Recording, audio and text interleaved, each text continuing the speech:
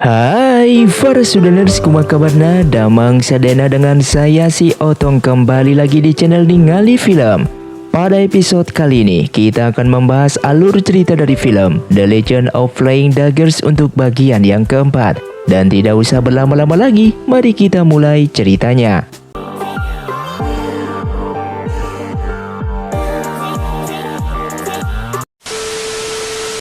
Film pun dilanjutkan dengan Sanggun dan Nonazu yang akan segera melaksanakan pernikahan di antara mereka. Namun Nonazu meminta Sanggun untuk menuliskan panduan jurus tentang pisau terbangnya yang nantinya akan diberikan kepada Nonazu di hari pernikahannya. Sehingga Sanggun pun menyetujui persyaratan tersebut dan memulai menulisnya.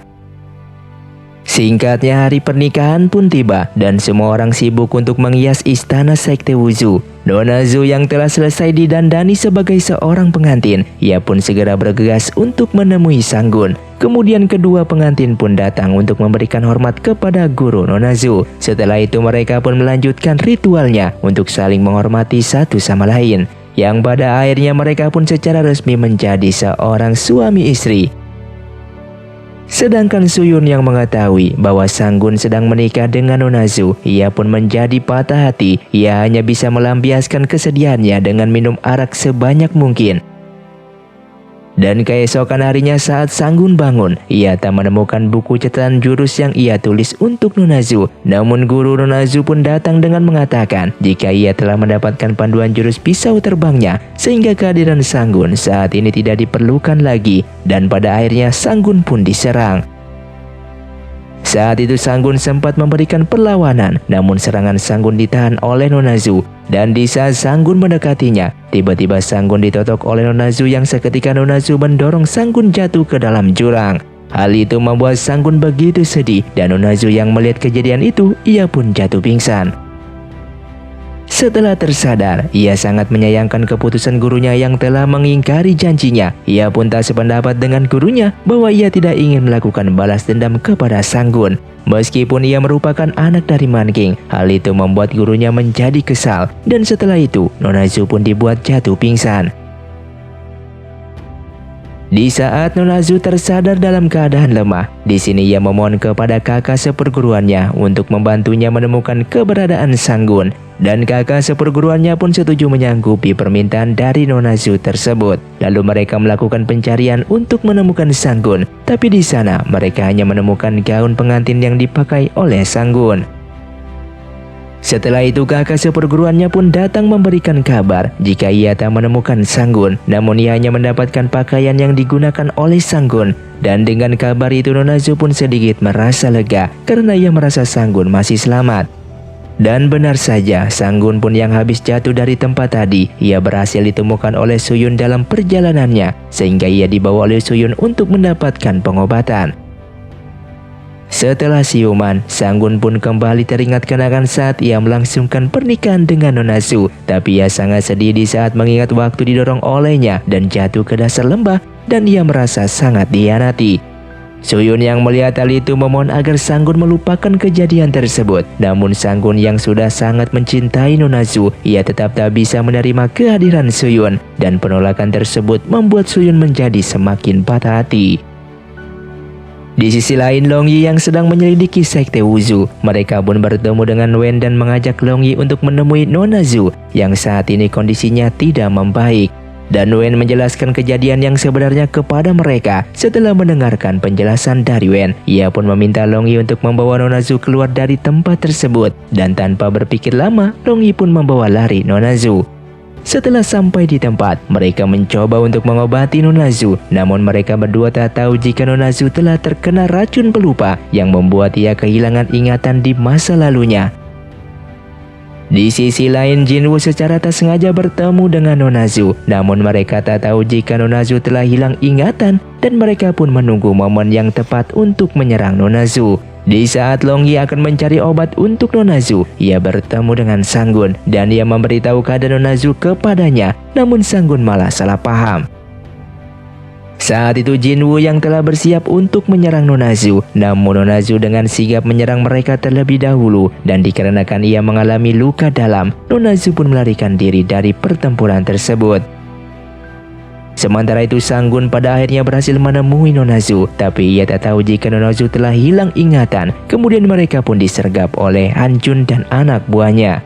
Han Jun pun mengancam akan membunuh Nona Zu dan meminta Sanggun untuk menusukkan paku ke dalam tubuhnya, sehingga Sanggun pun hanya bisa menuruti permintaan dari Han Jun tersebut. Namun Man King yang berada di sana langsung menyelamatkan Sanggun, dan hal itu Nona Zu pun mengambil kesempatan tersebut untuk melarikan diri. Di saat itu, Nona Zu dibuat bingung dengan pengorbanan Sanggun terhadapnya. Ia mencoba mengingat kejadian di masa lalu, tapi ia tak bisa mengingat hal tersebut. Lalu ia pun dikejutkan dengan kehadiran Jinwoo. Dengan melihat kesempatan itu, ia pun menggunakan racun untuk melumpuhkan Nona Zu. Namun di saat dalam kondisi terdesak, ia pun diselamatkan oleh Long Yi, sehingga mereka pun berhasil menyelamatkannya. Sementara itu Long Yi pada akhirnya berhasil membuat Nona Zu siuman dan sadar. Di sini Long Yi berjanji akan membantunya untuk menyembuhkan racun kali ini. Lalu Nona Zu bertanya siapakah Sanggun yang sebenarnya. Long Yi memberitahu jika ia adalah orang yang dicintai oleh Nona Zu. Hal itu membuat Nona Zu tak percaya, dan tak berselang lama racun dalam tubuhnya kembali bereaksi dan ia pun jatuh pingsan. Setelah itu Long Yi pun segera menemui tabib Gosun dan istrinya. Ia memohon agar Nona Zu disembuhkan, dan dikarenakan kasihan mereka pun bersedia untuk membantu Long Yi kali ini. Long Yi pun berusaha untuk menemukan tanaman yang bisa digunakan untuk menyembuhkan racun yang ada di dalam tubuh Nona Zu. Setelah berhasil mengambil tanaman tersebut, ia pun ditarik oleh Suen dengan sekuat tenaga, dan hal itu membuat Suen mengalami luka yang cukup serius di tangannya. Di saat kembali, tabib Gosun pun melihat luka yang ada dalam tubuh Suen, dan mereka pun menyadari jika Suen merupakan cucu mereka yang telah hilang cukup lama. Suen pun tak percaya akan hal itu, dan akhirnya ia pun berhasil bertemu kembali dengan kakeknya setelah sekian lama, dan ia juga menceritakan jika ibunya telah tiada. Dengan kemampuan tingkat tinggi, tabib Gosun pun berhasil mengeluarkan racun yang ada di dalam tubuh Nona Zu. Setelah racun berhasil dikeluarkan, Nona Zu pun terlihat sedikit membaik. Di saat Long Yi tengah berjalan dengan tabib Gosun, ia ingin sekali menjadi muridnya. Lalu tabib Gosun bertanya apakah alasan Long Yi ingin menjadikan muridnya. Tentu saja ia hanya ingin menolong orang lebih banyak lagi dengan kemampuan pengobatan yang telah diajarkan oleh tabib Gosun nantinya. Setelah itu Long Yi yang masuk kamar, ia hanya mendapatkan sebuah surat jika Nona Zu telah pergi meninggalkan kediaman tabib Gosun. Lalu ia juga berpamitan kepada tabib Gosun untuk melanjutkan pengembaraannya dalam dunia persilatan kali ini. Namun secara diam-diam Suen ternyata mengikuti Long Yi, dan lalu mereka berdua pun memutuskan untuk melanjutkan pengembaraan secara bersama kembali. Setelah melakukan perjalanan yang cukup lama, pada akhirnya Sanggun dibawa menghadap kepada Kasim Gao. Di sini Kasim Gao ingin Sanggun menunjukkan lokasi peta pusaka tersebut. Dan keesokan harinya, Sanggun pun membawa Kasim Gao menuju tempat pusaka itu. Setibanya di sana, Kasim Gao meminta Sanggun untuk memeriksa tempat itu, dan ia diikuti oleh 4 prajuritnya. Namun setibanya di sana, prajurit itu meledakkan sebuah bom. Namun beruntung Sanggun dapat menyelamatkan diri, dan setelah itu mereka pun masuk ke dalam. Tak berselang lama, Sekte Wuzu juga tiba di tempat itu, dan pada akhirnya terjadilah pertarungan di antara mereka. Tapi di sini Ketua Zien dapat melumpuhkan semua anak buah Kasim Gao, sehingga terjadilah pertempuran yang cukup sengit antara Kasim Gao melawan Ketua Zien. Namun di sini Kasim Gao kewalahan dikarenakan tenaga dalam Ketua Zien begitu kuat. Ketika pergi dari pertarungan, Sanggun pun bertemu kembali dengan Kasim Gao. Lalu mereka pun beradu jurus pisau terbang dan berhasil mengalahkan Kasim Gao. Kemudian ia memberitahu jika jurus panduan yang ia berikan kepada Kasim Gao merupakan yang palsu. Hal itu membuat Kasim Gao tak percaya akan hal itu. Dan Sanggun pun bertemu kembali dengan guru Nona Zu. Di sini Ketua Zien meminta Nona Zu untuk membunuh Sanggun, namun Nona Zu menolak perintah tersebut, sehingga Sanggun pun mencoba mengalihkan perhatian dengan melemparkan pisau terbangnya. Lalu ia pun berhasil menemukan pintu rahasia. Di saat berada di dalam goa, ia pun mencoba untuk memulihkan ingatan Nona Zu di saat ia bersama dengan Sanggun, yang mana mereka dulu adalah sepasang kekasih. Meski begitu, Nona Zu tak mengingat kenangan di masa lalu. Hal itu membuat Sanggun sedikit kecewa, namun ia tetap berusaha meyakinkan bahwa Nona Zu adalah kekasihnya. Tak lama kemudian mereka mendapatkan serangan dari orang yang misterius dan Sanggun pun berhasil menghentikan serangan itu. Ketika mengetahui yang menyerang adalah Suyun, ia pun segera menghentikan serangannya, lalu menunjukkan sebuah pisau yang digunakan untuk membunuh ayahnya. Ia menuduh jika Nona Zu adalah pelakunya, tapi Nona Zu menyangkal tuduhan dari Suyun. Kemudian mereka melanjutkan perjalanannya. Di sini Sanggun menemukan sebuah pintu rahasia dan ia akhirnya berhasil membuka pintu itu. Setelah pintu terbuka, mereka mendapatkan serangan dari jebakan yang ada di lorong tersebut. Namun pada akhirnya mereka pun berhasil melewati jembatan itu dan mendapatkan sebuah pusaka yang begitu banyak.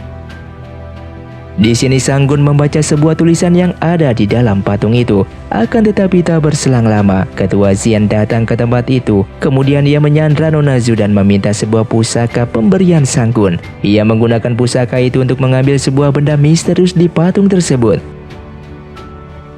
Kemudian muncul 4 orang yang melakukan serangan terhadap Ketua Xian yang merupakan dari keluarga Li. Dan Sanggun pun mengambil kesempatan itu untuk melakukan serangan. Hingga pada akhirnya ia berhasil mendapatkan separuh dari pusaka rahasia tersebut.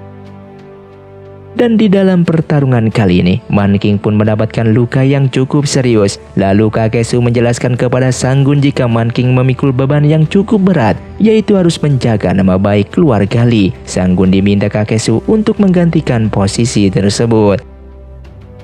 Keesokan harinya saat ini Man King tersadar. Ia mulai mendekati Sanggun. Ia juga mengatakan jika dirinya tak bisa menjaga nama baik keluarga Li, mengingat kondisinya terus memburuk, dan ia berharap dengan Sanggun suatu saat bisa menggantikannya. Kemudian Man King menjelaskan alasan ia memilih Putri Li sebagai istrinya, yang mana di masa lalu keluarga Li tak memiliki kekuatan yang cukup besar sehingga ia harus memilih hal itu. Sanggun yang mendapatkan penjelasan dari ayahnya tersebut, ia pun tak bisa berbuat banyak.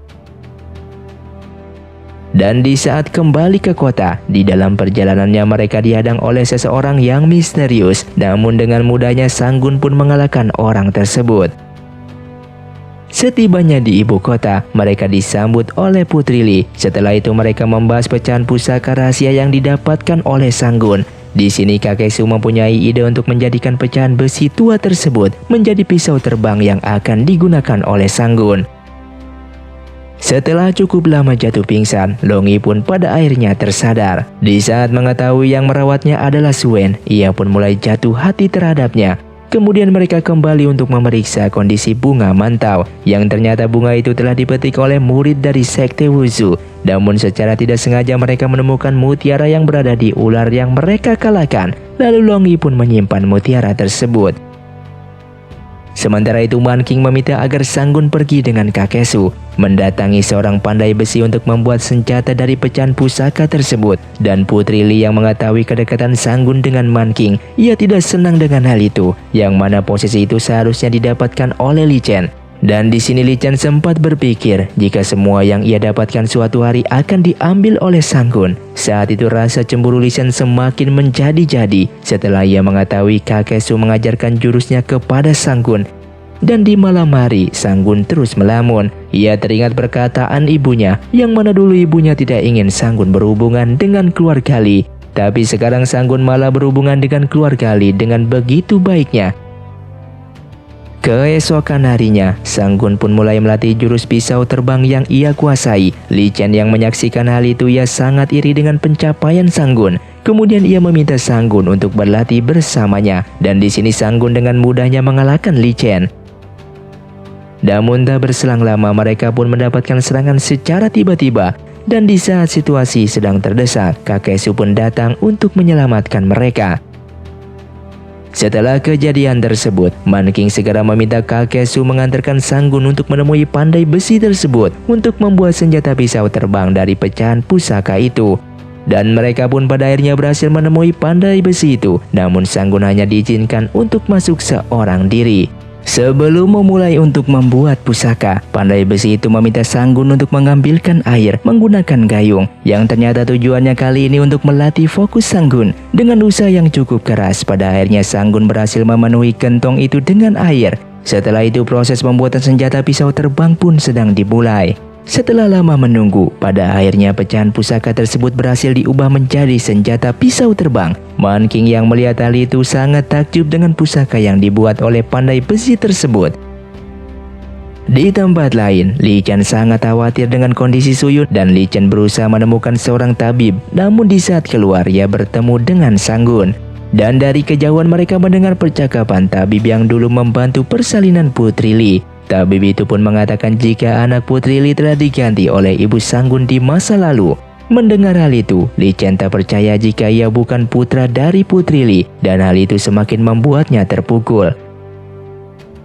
Sementara Sanggun tak mempercayai jika ia adalah putra dari Putri Li, dan ia pun terus merenungi nasib tersebut dan mengingat kejadian sewaktu ia diasuh oleh ibunya, yang mana ibunya sejak kecil selalu berpesan agar dirinya tak mendekati keluarga Li.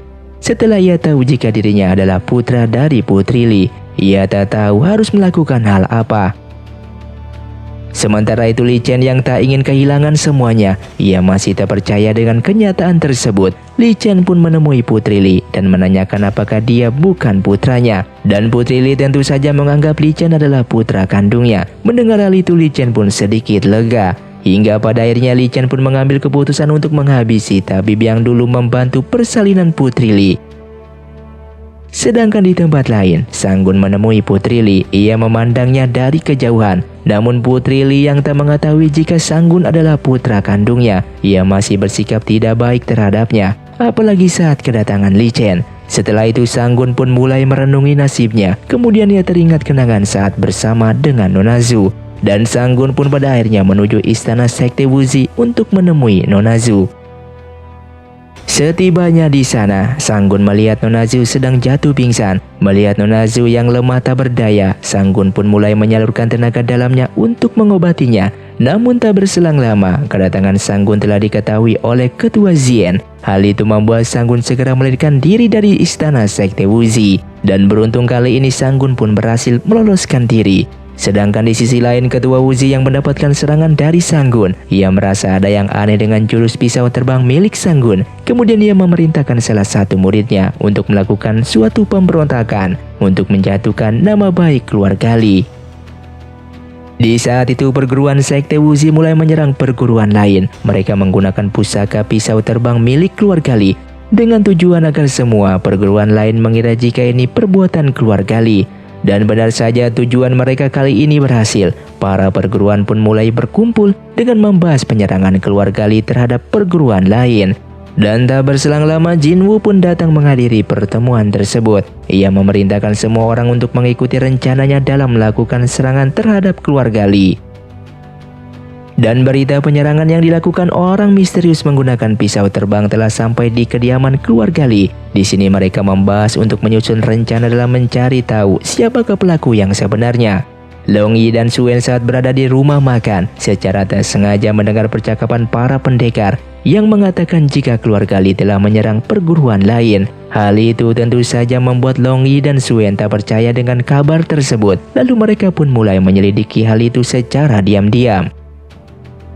Sedangkan Ketua Zien merasa jika rencananya kali ini akan berhasil. Ia pun tak sabar melihat kejatuhan keluarga Li. Kemudian ia memerintahkan salah satu muridnya pergi bersama Nona Zhu menuju kediaman tabib Gosun untuk menghabisinya. Namun tak berselang lama Sanggun pun tiba di istana Sekte Wuzi. Dan setelah mengetahui keberadaan Nona Zhu saat ini, Sanggun pun segera menyusulnya. Namun Sanggun tertinggal satu langkah dengan Nona Zhu. Di saat Nona Zhu akan membunuh tabib Gosun, Sanggun pun datang tepat waktu. Namun ia dihalangi salah satu murid perguruan Sekte Wuzi, sehingga tabib Gosun dan istrinya berhasil diserang oleh Nona Zhu. Dan setelah itu mereka pun pergi dari sana. Di saat Long Yi dan Suen tiba di kediaman tabib Gosun, mereka mendapatkan Gosun dan istrinya mengalami luka yang cukup serius. Di sini Suen berusaha menyelamatkan neneknya, namun usahanya sia-sia, yang mana neneknya pun pergi meninggalkannya setelah kakeknya. Melihat pisau terbang yang membunuh kakek dan neneknya, mereka pun segera pergi keluar untuk memeriksa. Yang ternyata di sana mereka bertemu dengan Sanggun yang saat itu telah gagal mengejar Nona Zhu, sehingga Long Yi pun mengira jika Sanggun adalah pelakunya. Namun Sanggun menotok mereka berdua dan ia berjanji akan menjelaskan semuanya suatu saat nanti. Di sisi lain, Suyun terus memperdalam ilmu racun yang ia kuasai. Tak berselang lama ia kedatangan Ketua Xian. Hal itu pun diketahui oleh Li Chen. Kemudian Ketua Xian segera mengeluarkan kumbang racun pelupa ingatan dan memasukkannya kepada Suyun. Di sini Li Chen dipaksa untuk menuruti permintaannya dengan syarat akan memberikan obat penawar racun. Sedangkan Man King dan kakek Su menemui Sanggun dan mereka mengira jika ini semua perbuatan Sanggun. Kemudian mereka mendapatkan surat tantangan dari Sekte Jinchi. Tak lama kemudian tetua keluarga Li pun tiba. Mereka semua menyalahkan kejadian ini akibat ulah Sanggun yang menyerang perguruan lain menggunakan jurus pisau terbangnya. Tapi Sanggun menyangkal tuduhan tersebut. Sanggun yang merasa terpojok pun menyanggupi akan menerima pertarungan dengan Sekte Jinchi dan berjanji tak akan kalah dalam pertarungan kali ini untuk menjaga nama baik keluarga Li. Li Chen yang mendapatkan sebagian obat penawar untuk Suyun. Ia diminta untuk mengarahkan meriam terhadap keluarga Li di saat pertandingan dengan Sekte Jinchi telah berlangsung. Dan Li Chen yang tak punya pilihan lain pun menyetujui hal itu. Dan film pun bersambung. Terima kasih untuk kalian yang sudah menonton video ini sampai habis. Sampai jumpa di video selanjutnya. Saya pamit urang dari ningali film. Si Otong undur diri dan salam Sundaners.